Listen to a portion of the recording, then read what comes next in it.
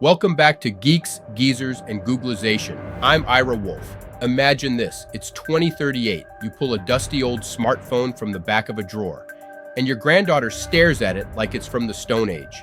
She can't believe you held this thing in your hands all day to poke at a glass rectangle just to get information and send a text. Everything you think is normal has an expiration date, but most of us keep doubling down on playbooks that the future will toss out with yesterday's trash. Today's episode is based on another one of my recent articles titled, Everything You Think Is Normal Has an Expiration Date. So take a listen and ask yourself, what are we doing today that feels perfectly normal but will seem absurd in just 10 or 15 years? Imagine it is the year 2038. Which really isn't that far away. Right, 'cause it's just over a decade. So you're standing in your kitchen and you're holding this dusty rectangle of glass and metal that you just fished out of the back of a junk drawer. Like an old relic. Exactly. And your 12-year-old granddaughter walks in, she stares at it, and she asks this just genuinely horrifying question. She goes, wait, you actually had to use your hands to hold that thing all day. It's such a great visual. It really is. Welcome to today's deep dive, everybody. Today's mission is to unpack a profoundly unsettling but just fascinating article by Ira S. Wolfe. From Never Normal News. Yeah, from Never Normal News. And it's titled, Everything You Think Is Normal Has an Expiration Date.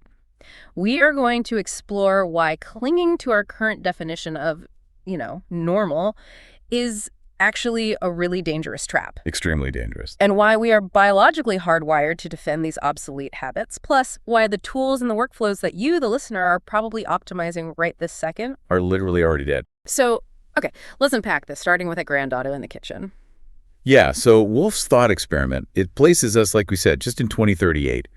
Your granddaughter, she isn't looking at your old smartphone with any kind of reverence. Not at all. No, I mean, she is treating it like an archaeological artifact. Like a piece of pottery. Right, like what is this primitive tool? Exactly. When you explain that you had to physically carry this, fragile piece of glass with you everywhere, her reaction is just pure bewilderment. Because to her, it just makes no sense. Right. She asks if it, projected information into your field of vision. And you have to admit, well, no, it didn't. It was just a screen. Yeah. Then she asks if it just inherently knew what you needed before you asked for it. And again, you have to say no. Right, no. And finally, she asks how you actually controlled the thing. And you have to confess that you had to stare down at it and tap the glass, literally one finger at a time. Just peck away at it. I mean, her conclusion in the article is brilliant because it's really the only logical response a kid from the future could have. She just says, that sounds exhausting. It does sound exhausting. It does. Stripped of all our modern familiarity, carrying this heavy, easily breakable rectangle that demands our constant physical and visual attention, it's objectively absurd. Highly absurd. It's like how we currently look at, dragging a typewriter onto a commuter train or carrying a stack of floppy disks. But are we really going to look back at something as seamless as scrolling or opening an app to type in a destination as this exhausting, primitive task? What's fascinating here is the core mechanism of disruption. You see, Wolfe points out that true disruption, it doesn't just iterate on a tool. Okay, what does it do? It completely vaporizes the underlying assumptions that the tool was built upon in the first place. Like, we assume the future of the smartphone is just, a thinner, faster smartphone. With a battery that finally lasts a whole week. Exactly. But the reality of disruption dictates that the smartphone is going to disappear entirely. Because the assumption that you even need a discrete physical device to bridge the physical and digital worlds, that's what's going to evaporate. Oh, wow. So you're talking about the shift to ambient computing. Precisely. The assumption that computing is this, event that you have to initiate by pulling a device out of your pocket. Yeah, to your granddaughter in 2038, the idea that your personal memory, your finances, your health records, all your communication capabilities were physically trapped inside a little box. A box you had to plug into a wall twice a day. Right. It's laughable to her. To her, being disconnected simply because you misplaced a hunk of metal, that's a bizarre, primitive vulnerability. I mean, when you put it like that. Computing in her era is ambient. It just exists in the environment. It seamlessly interfaces with her continuously. It doesn't require holding anything at all. That really reframes how I look at my own desk right now. I mean, sitting here looking at a laptop, a phone, a tablet, and I'm feeling highly efficient. You feel like you're at Command Central. Exactly. But trying to optimize my life around these devices, it's sort of like trying to build a faster ship by perfecting the canvas sail right after the steam engine was invented. That is a perfect analogy. You're pouring all this energy into optimizing a mechanism that the new paradigm has already entirely bypassed. And that leads directly to Wolfe's central thesis. Because this thought experiment, it isn't just some fun exercise in futurism. Right. It is a diagnostic tool for understanding what we call the illusion of permanence. The illusion of permanence. Yeah, we have this fatal flaw when it comes to assessing our current reality. We consistently mistake the present for a permanent, fixed state of affairs, when historically, if you look back, the present is always just a temporary phase. But, okay, here's where it gets really interesting, because I'm looking around at the modern workforce, at you listening to this right now, and I have to challenge this premise just a bit. Okay, go for it. We are the generation that lived through the death of the dial-up modem. Right. We watched Blockbuster get vaporized by streaming overnight. We've buried the CD-ROM, the fax machine, the flip phone. We fundamentally know that technology dies rapidly. We've definitely seen the graveyard of gadgets. We've seen it. Yeah. So why is Wolfe arguing that our blind spot is so massive today? Like, if we know tech changes, why is our instinct still to just fiercely defend the present? Well, if we connect this to the bigger picture, it really comes down to a collision between systemic corporate inertia and, honestly, human biology. Biology. How so? Neurologically, our brains operate on this predictive coding model. The brain conserves massive amounts of caloric energy by just predicting that Monday is going to look pretty much exactly like Sunday. Oh, I see. We crave continuity. We desperately crave it. Acknowledging that the foundational structures of your daily life are actively evaporating, that requires an enormous, really uncomfortable expenditure of cognitive energy. So we just avoid it. Exactly. We engage in cognitive dissonance. We nod and we agree, oh, sure, change is inevitable. But in our day-to-day actions, we vigorously defend our current workflows. Because defending the workflow means defending our current competency. Bingo. Like, if the workflow changes, my hard-earned expertise is suddenly reset to zero. And nobody wants that. Nobody. And that biological craving for certainty, it scales up into our institutions. Corporations build these massive hierarchies, credentialing systems, operational models, all based on the assumption that the underlying technology will only evolve gradually. Which is never true. Never.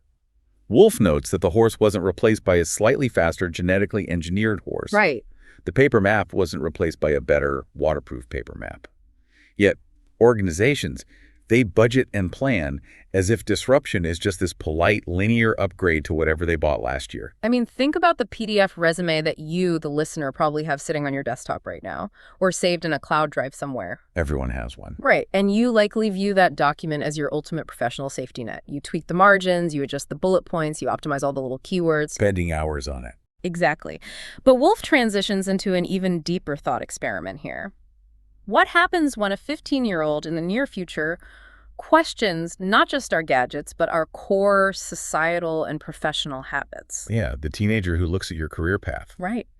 He asks what happens when that teenager finds out you had to, quote, apply for jobs. I mean, to a teenager a decade from now, the whole concept of a resume, packaging a static list of your past accomplishments into a document, and then sending it into a digital void, just hoping a human resources department actually reads it. It's completely wild. It looks as archaic as handing someone a piece of parchment sealed with wax. Teenagers going to ask, wait, companies hired people instead of capabilities. Okay, let's hover on that distinction for a second. Because the difference between hiring people and sourcing capabilities is monumental. It changes everything. Right now, a company says, hey, we need a marketing manager. Yeah. And they hire a person to fill a fixed box on an organizational chart. Right, a permanent slot. Yeah, they pay for 40 hours of a person's time, regardless of what the actual output requires on any given Tuesday. But the future paradigm replaces that rigid hierarchy with fluid capability networks. Yeah. Think about how a blockbuster movie is made today. Oh, that's a good comparison. The studio doesn't employ a permanent,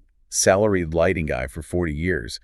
They assemble a bespoke crew for a specific project based on highly specialized capabilities. They execute the project, and then the network just disbands and reassembles for the next film. And what's crazy is that AI and decentralized autonomous organizations, or DAOs, they're scaling that Hollywood model to literally every single industry. Exactly. So if I am that marketing manager today, I shouldn't be optimizing my resume for my next title. No, you really shouldn't. Because in a capability-based economy, an algorithm matches my specific skill, say, writing viral copy for tech products to 5 different concurrent projects around the globe. You're dynamically leasing your capability by the minute or by the milestone. I'm not applying for anything. The work simply routes to the capability. And that completely dismantles the next assumption that the teenager questions, which is, wait, you went to one office every day. Oh, the commute. Yeah. Synchronous geographic clustering makes sense when communication is expensive and workflows require physical proximity. Like a factory. Right. But in an asynchronous, global capability network, forcing everyone to commute to a central building just to sit in front of screens that they could have access from their kitchen, it's a massive waste of energy and capital. The 15-year-old is going to view the daily commute as this bizarre ritual of presenteeism, just completely detached from actual productivity. Which fundamentally shatters our model of education, too. Oh, for sure. Wolfe brings up the teenager asking, wait, college was something you finished before you started learning. No, and it's hard. It does. Yeah. Because the very concept of a 4-year degree assumes that knowledge is this static resource that you can just fill up on in your 20s, and then that tank of knowledge will somehow propel you through a 40-year career. We have to look at the math of how fast knowledge is compounding right now. Oh. AI is accelerating the pace of discovery to the point where global knowledge is doubling every few months. The half-life of a learned technical skill is shrinking drastically. So it's outdated almost immediately. Literally. If you enroll in a 4-year computer science program today, the languages and frameworks you learn in your freshman year are often completely obsolete by the time you're a junior. Front-loading education mechanically breaks down under these conditions. Then what replaces it? I mean, if the degree is dead, how do we actually prove we know anything? Continuous, context-aware micro-credentialing. Okay, what does that look like? You don't leave the workforce to go learn in a vacuum for 4 years. The learning is injected directly into your workflow via AI. You acquire verifiable cryptographic credentials on a micro level, day by day, project by project. So education isn't a phase of life anymore. No, it becomes an invisible, continuous background process integrated with your daily output. The whole idea of a graduation ceremony where you were officially done learning it will seem delightfully quaint. But, you know, all of these societal shifts, they really hinge on how we interact with artificial intelligence. Which brings us to probably the most jarring question the future teenager asks. Let me guess. He asks, wait, AI waited for you to ask it questions. Yes, that is the big one. We need to dismantle this one carefully because right now, the entire tech industry is totally obsessed with prompt engineering. Everyone's talking about it. We have courses, certifications, endless articles on how to ask an AI the perfect question to get the exact output we want. We think prompt engineering is the absolute bleeding edge of human-computer interaction. Well, prompt engineering is the bleeding edge of a dying paradigm. Really? A dying paradigm? Yes. It is the equivalent of being highly skilled at knowing the exact DOS syntax to query a database in 1985. Wow.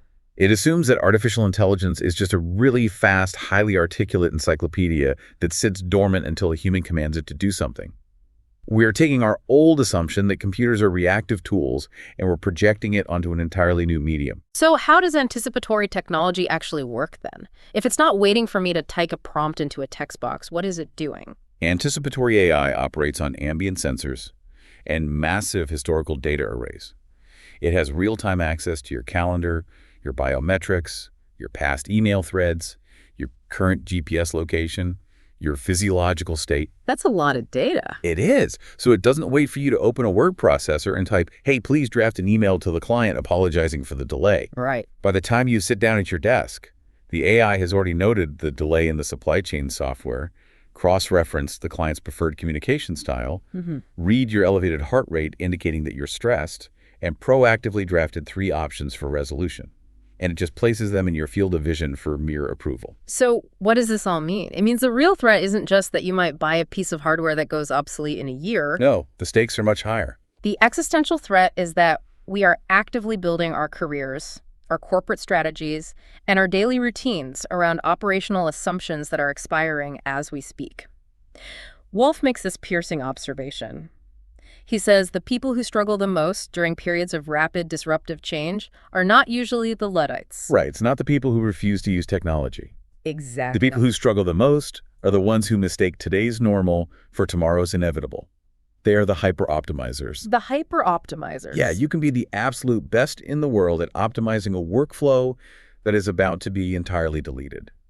You can be the world's most efficient manufacturer of high-quality paper maps right at the exact moment GPS is integrated into consumer dashboards. So your efficiency is actually a liability. Yes, because it blinds you to the fact that the entire game board has been flipped. The desire to get, back to normal or to establish a new normal is today's most dangerous mindset.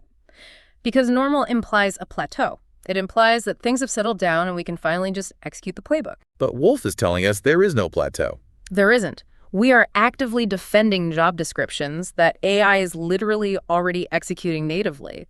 We are redesigning office layouts for a synchronous workforce that just no longer exists. And this brings us to Wolfe's ultimate conclusion, which requires a complete redefinition of adaptability. When we hear the word adaptability, we usually think it means having a crystal ball. We think an adaptable person is someone who can accurately predict the next big tech trend and invest in it early. Right, the person who bought Bitcoin in 2011 or the person who mastered ChatGPT on day one. But true adaptability is not about predicting the future. It is entirely about releasing your attachment to the past. Releasing the past. Yes. It is the capacity to become comfortable letting go of the last device, the last workflow, the last version of normal. The friction you feel during technological change isn't usually the difficulty of learning the new tool. It's the psychological pain of abandoning the expertise you built on the old tool. It's the art of shedding. Like if you're packing for a trip into this kind of fluid future, you cannot navigate it if your mental suitcase is overstuffed with yesterday's assumptions. Exactly. You cannot drag a heavy trunk of, well, this is how my industry operates, into a paradigm that doesn't even recognize your industry's existence. You have to pack incredibly light. You have to be agile. Yeah, you have to be a cognitive minimalist ready to drop a framework the second the underlying math changes. This raises an important question for you, the listener, to consider right now.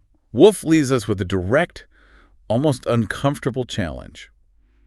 What are you defending today that your grandchildren will someday find as quaint as a rotary phone? Seriously, think about your current week.